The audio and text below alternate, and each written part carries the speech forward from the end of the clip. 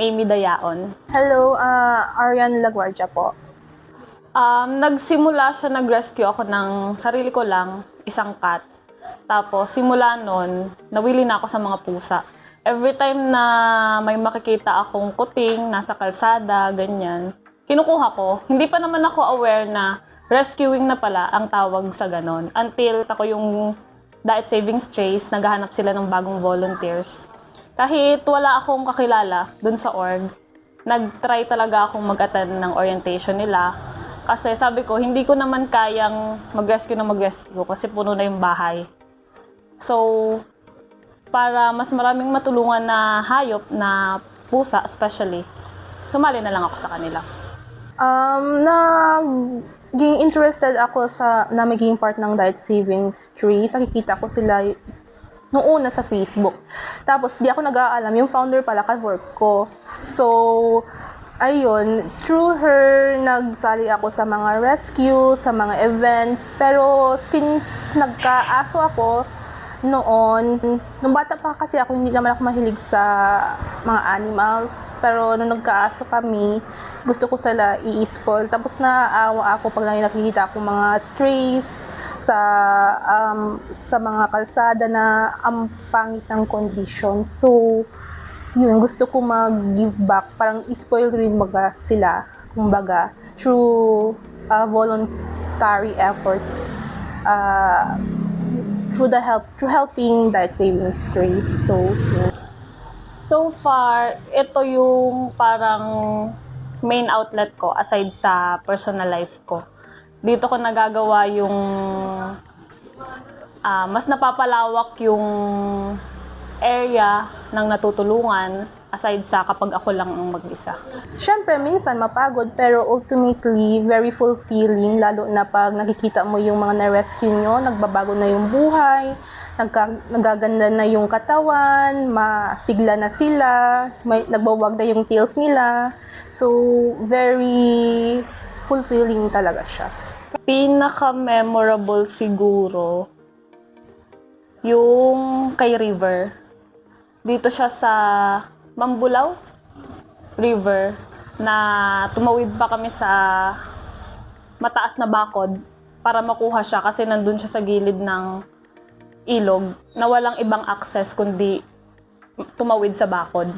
Ayaw pa kaming papasukin ng may-ari kasi akala nila nanakaw kami.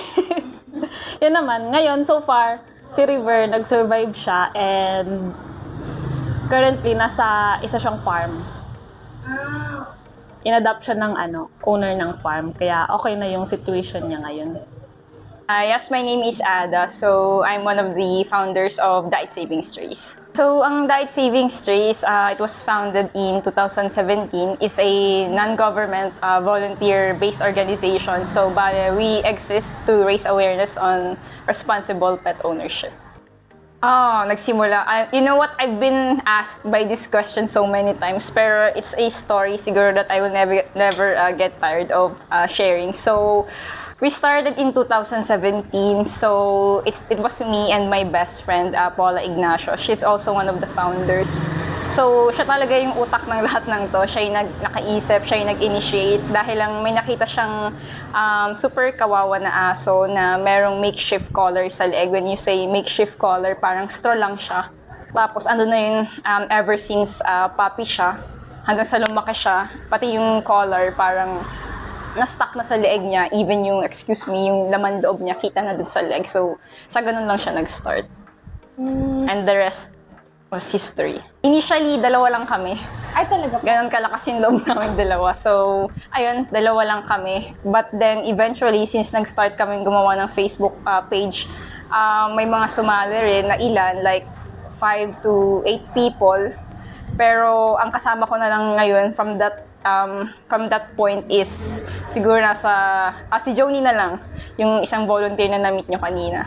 Isa siya sa mga pioneer members na hanggang ngayon nandito pa rin. Yes, ang advocacy talaga ng Diet Saving Strays is to raise awareness and responsible pet ownership. Ang dami namin ginagawang activity in the past, pero at the end of the day, bumabalik kami sa sa main point na walang magiging asong gala kung walang among pabaya. So it boils down to the fact that you have to be a responsible pet owner. So ayun. Sa ngayon may active activity kami, which is yung stray feeding. So, ayun, we conduct stray feeding on a weekly basis. Dati monthly lang siya. But since grabe yung outpouring support na na-receive namin for the stray feeding, we decided na why not let's make it weekly. And other than that, like a few weeks ago, we coordinated with the municipal vet. So, we will help them in raising awareness on responsible pet ownership. And lahat ng mahuhuli ng local pound is ipopost sa page sa harapan ng owner and ng magka-claim, ng mag-a-adopt eventually. Like what I have mentioned before, ang Diet Saving Strays is non-profit organization siya. So we rely solely on donations lang talaga. Lahat ng ginagawa natin dito, it's not possible without the generosity of the people. So salamat talaga sa mga tao na who share the same passion, advocacy kagaya namin. Actually, itong activity natin ngayon, ang sponsor namin dito ay isang tao lang. Ay, talaga And po? she has been a supporter ever since the beginning. So, ayun, siya yung isa sa mga consider namin na supporter talaga. Regularly, ganun. Okay, ang Diet Saving Strays kasi nakaka-receive siya ng maraming messages on a daily basis. Like, hindi ko na po kayang alagaan yung aso ko. Please, rescue niyo naman po. But, parang nami-miss out nila na yung point na hindi kami, ang Diet Saving Strays kasi hindi naman siya hindi naman siya parang, alam mo yung DSWD na magpapaabot ng tulong. We don't do that kasi like what I have mentioned before, nag-rely lang din kami sa donation. So, ang point talaga ng Diet Saving Strays is to raise awareness on responsible pet ownership. Priority namin is yung neglected, abandoned, and abused animals. For example, si Mr. Cuff. Mr. Cuff was a stray dog and wala talaga siyang may-ari. Palakad-lakad lang siya dun sa area malapit sa amin. Wala talaga siyang owner. So, step 1 is identify natin kung may owner ba yung aso. Kasi kung meron, hindi natin yun dapat pakialaman. Responsibility yun ng owner. So, inaalam muna kung may owner siya. And then, ano ba yung situation nung aso? Pwede pa ba siyang ma-save? And then, saka tayo mag-raise ng fund para i-save yung aso or i-rescue yung aso. And eventually, maghahanap tayo ng mag-a-adopt para mabigyan sila ng second chance.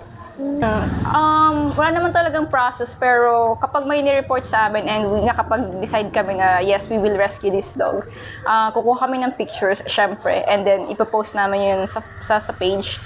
And kapag nakapag-raise lang kami ng initial fund, tsaka lang namin sila nire-rescue. Kasi hindi nagtatapos ang lahat sa pag-rescue lang. Lalo na kung may health conditions yung aso. So, matagal-tagal yun na process. Kailangan talagang ma-provide yung mga pangangailangan nila sa health, pagkain, and everything.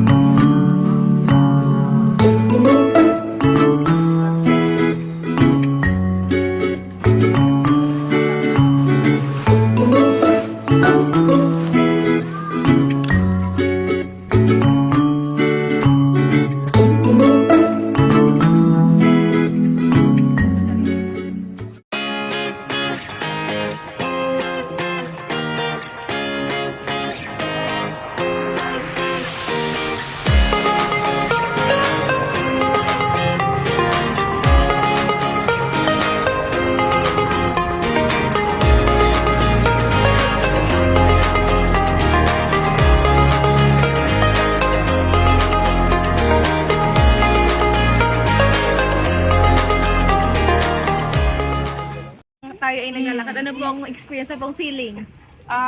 Of course, nakakapagod pero very fulfilling siya.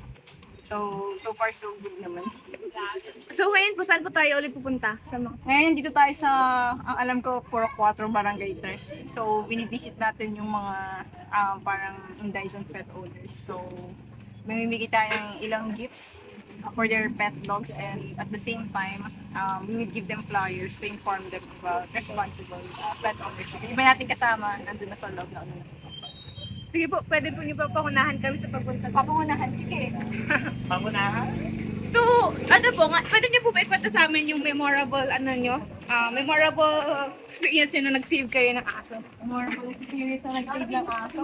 Pero yung kasama namin si Kalinga Prab. Ay, siya po. Kasi yung aso is sobrang ilat niya. So, inabot talaga kami ng ilang hours bago siya ma-rescue. So, ngayon, nasa magandang kalagayan naman yung aso. Yung sponsor natin for this, siya yung nag-adopt. Okay.